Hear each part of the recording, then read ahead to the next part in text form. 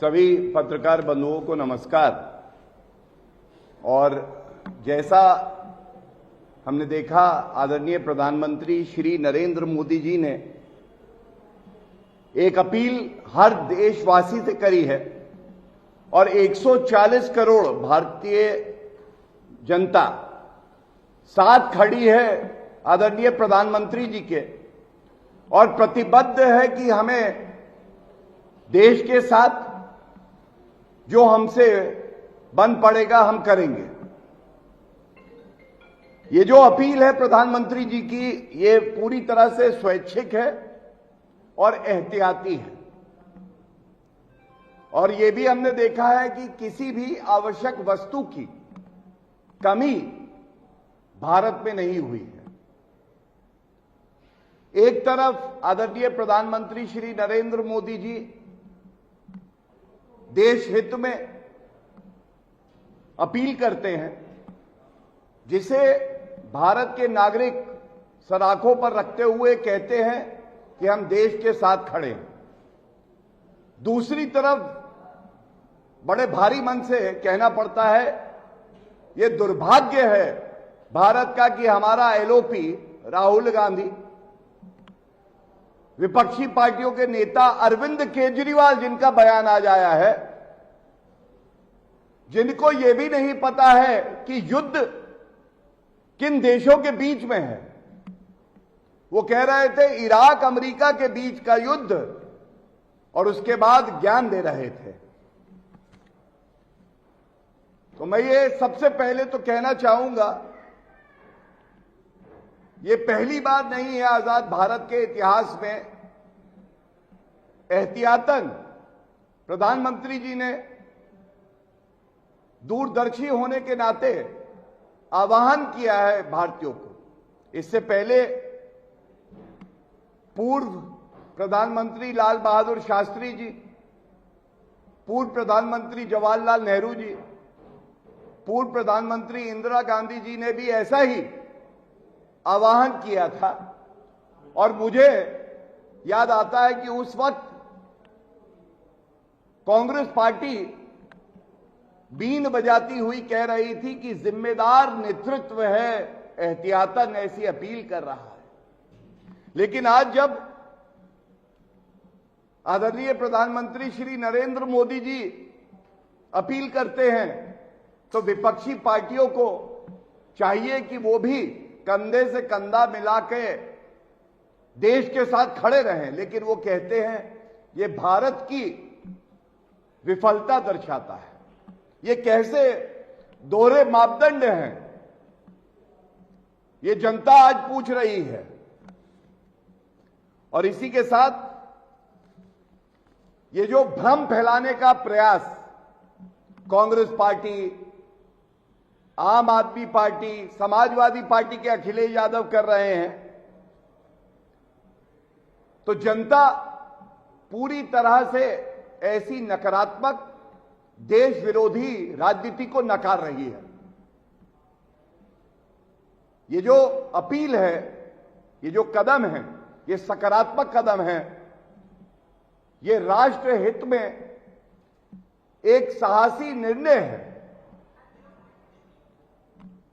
और ये तथ्य मैं आपके सामने जरूर रखना चाहूंगा। मेरे हाथ में जून 13, 2013 का पी चिदम्बरम जी का एक बयान है और उन्होंने कहा देशवासियों को सोना नहीं खरीदना चाहिए।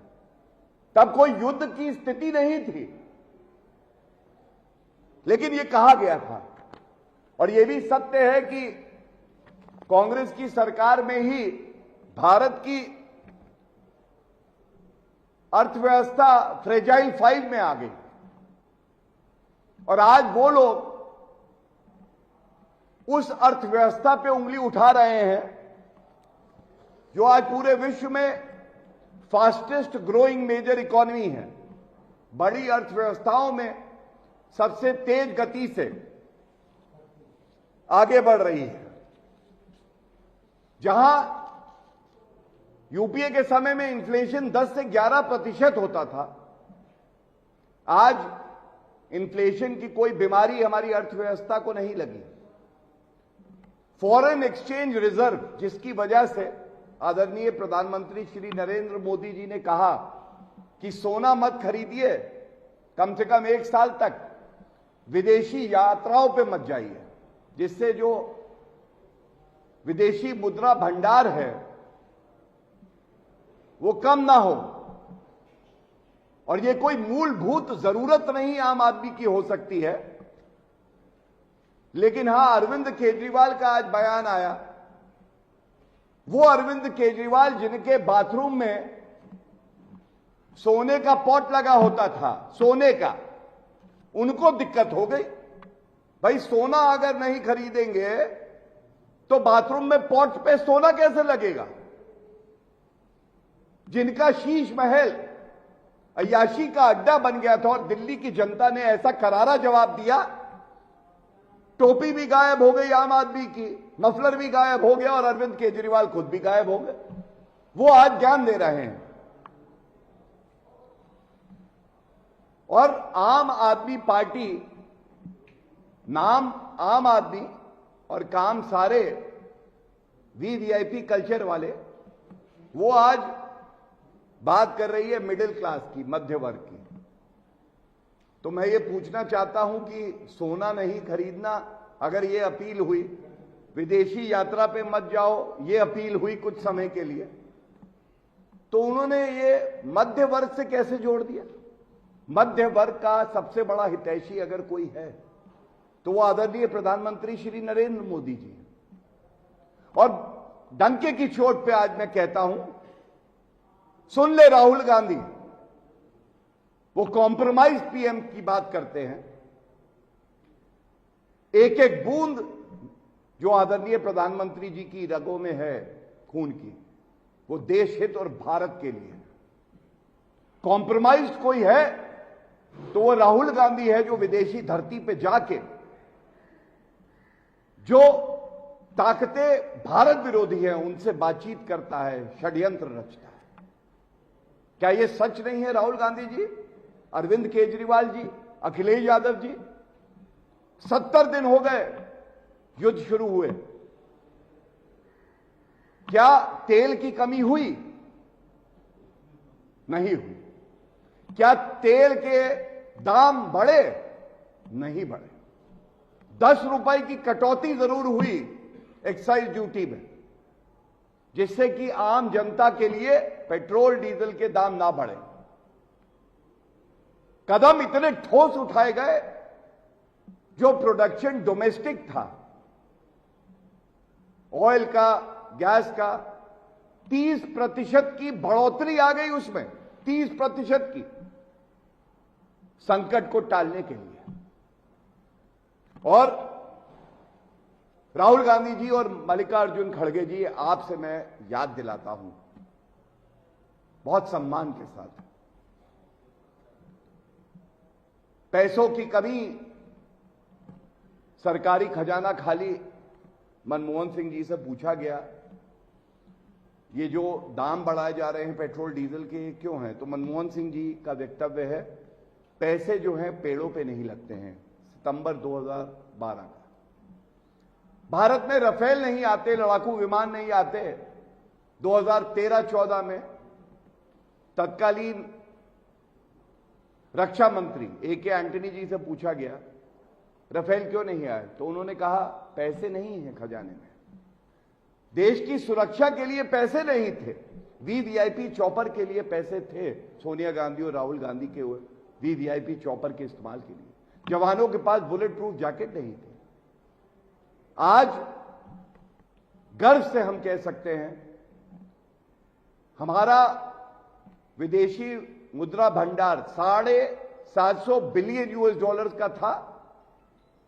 पिछले 2 माह में जो परिस्थितियां पूरे विश्व में उत्पन्न हुई हैं उसकी वजह से उसमें कमी आई है, लेकिन अभी भी करीब करीब 700 बिलियन का फॉरेक्स रिजर्व भारत के पास है। यह मजबूती है हमारी अर्थव्यवस्था की। और ये लोग बात करते हैं पैनिक बटन दबाएंगे, भ्रम फैलाओ, लोगों को डराओ। यही इनका मकसद है। और मैं एक आंकड़ा आपके सामने और रख दूंगा।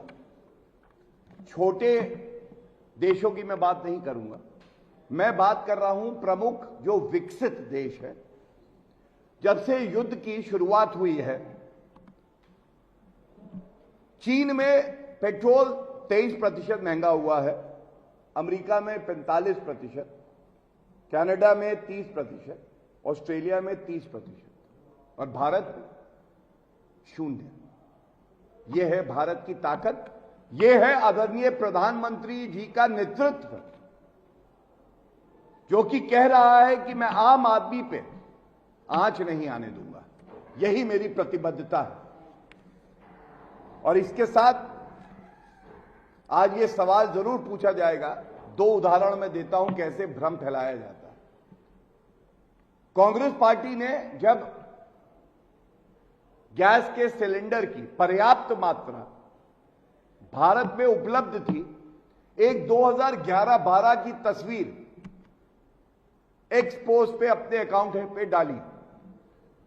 वो कांग्रेस के समय की कतारें थी और उन्होंने कहा गैस सिलेंडर खत्म होने जा रहे हैं, अपना अपना गैस सिलेंडर जल्द से जल्द ले लीजिए, जिससे कि समाज में भय हो, पैनिक हो, डर हो,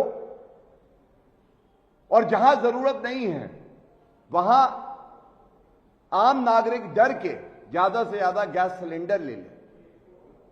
जब ये बताया गया कि ये तस्वीर 2011-12 की है, वो ट्वीट डिलीट हो गया, जिसके लिए राहुल गांधी जी ने और मल्लिकार्जुन खड़गे जी ने आज तक माफी नहीं मांगी। दूसरा, आप याद करिए किस तरह से स्टेट ऑफ हॉर्मुज युद्ध की परिस्थिति है। कई देश ऐसे हैं जिनके जहाज वहां से नहीं निकल पा रहे। यह हमारी कूटनीतिक ताकत है कि स्टेट ऑफ हॉर्मुज से भारत के जहाज 2 भारत की तरफ आ रहे थे। कांग्रेस के नेता पवन खेड़ा भगौड़े, आप याद करिए, भाग जाते हैं जब पुलिस ढूंढती है। उन्होंने एक ट्वीट किया, कहा कि ये जहाज जो है ये भारत नहीं आ रहे, कहीं और जा रहे हैं। अंत में वो जहाज गैस लेके भारत आ गए, वो ट्वीट डिलीट हो गया। और ऐसे कई उदाहरण हैं। कमलनाथ जी कांग्रेस के नेता कह रहे हैं कहीं गैस की कमी नहीं है, लेकिन भ्रम फैलाओ। यही राजनीति कांग्रेस, सपा और पापी आप का पर्याय बन चुकी है, और जनता इसको पूरी तरह से नकार रही है। मैं प्रतिबद्ध हूं, हम सब भारत के नागरिक हैं, और अगर भारत माता त्याग मांगती है तो हम त्याग करेंगे। ये भावना हर भारतीय के मन में आज है। प्रधानमंत्री जी ने अपील करी, ये कोई निर्देश नहीं था, कोई कानून नहीं था कि ऐसा ही होगा, लेकिन अपील थी आप घर से कार्य करिए, वर्क फ्रॉम होम। इसमें क्या कमी है? इस पर किसी का विरोध कैसे हो सकता है? दूसरा, अगले 1 साल तक सोना मत खरीदिए। खाने की वस्तु की बात नहीं हो रही। हमारे भारत के पास पर्याप्त भंडार है, किसी चीज की कमी नहीं होगी। लेकिन अगर एक अपील हुई कि 1 साल सोना मत खरीदिए, तो जो सोने का चम्मच लेके मुंह में पैदा हुए राहुल गांधी, उनको दर्द हो जाता है। उनको अच्छा नहीं लगता कि नागरिक सारे भारत के प्रधानमंत्री के अपील के साथ कैसे खड़े हैं। तीसरा, अपील करी मेट्रो और सार्वजनिक परिवहन का उपयोग करें। हमने स्वयं देखा है प्रधानमंत्री जी मेट्रो में सवारी कर रहे हैं, और इसमें गलत क्या है? अरविंद केजरीवाल आज वक्तव्य दे रहे हैं, याद करिए, उन्होंने तो ऑड इवन का फॉर्मूला लगा दिया था। ऑड वाले दिन इवन गाड़ी नहीं जाएगी, इवन वाले दिन ऑड नहीं जाएगी। वो ठीक था, लेकिन ये अपील अगर करी है तो ये गलत है। दूसरी अपील, खाद्य तेल का सीमित उपयोग करें। मैं समझता हूं अनावश्यक खपत ना हो, यह सुनिश्चित करना हमारा दायित्व है, इसमें भी कुछ गलत नहीं है। प्राकृतिक खेती की तरफ ध्यान दें, जिससे कि फर्टिलाइजर्स का कम उपयोग हो। हमारा तो सपना ही यह है कि हम लोग नेचुरल फार्मिंग की तरफ जाएंगे। किसान स्वागत करते हैं, लेकिन जो किसानों की जमीन हड़प लेते हैं गांधी वाड्रा परिवार, उनको दिक्कत हो जाती है। स्वदेशी ब्रांड का इस्तेमाल करें। अब स्वदेशी ब्रांड का इस्तेमाल करें, ये तो हर भारतीय कर रहा है, आगे भी करेगा। लेकिन हां, कांग्रेस पार्टी को दिक्कत होती है, क्योंकि जिस पार्टी का गठन ही किसी विदेशी ने किया हो, एंटोनियो माइनो, राउल विंची, इनको स्वदेशी शब्द से नफरत होगी। लेकिन भारत की जनता इनकी सोच को नकार चुकी है। और एक बात और अपील में आई कि 1 साल तक विदेश की यात्रा अगर अनिवार्य ना हो तो मत करें। मैं समझता हूं भारत के हर नागरिक ने एक प्रण लिया है कि हम इन 7 अपील का पालन करेंगे। लेकिन लीडर ऑफ ऑपोजिशन हैं तो भारत के, लेकिन विदेशी यात्रा पे हर 15 दिनों में चले जाते हैं, उनको इससे जरूर दिक्कत है। तो ये सब जो मैंने आपके समक्ष रखा है,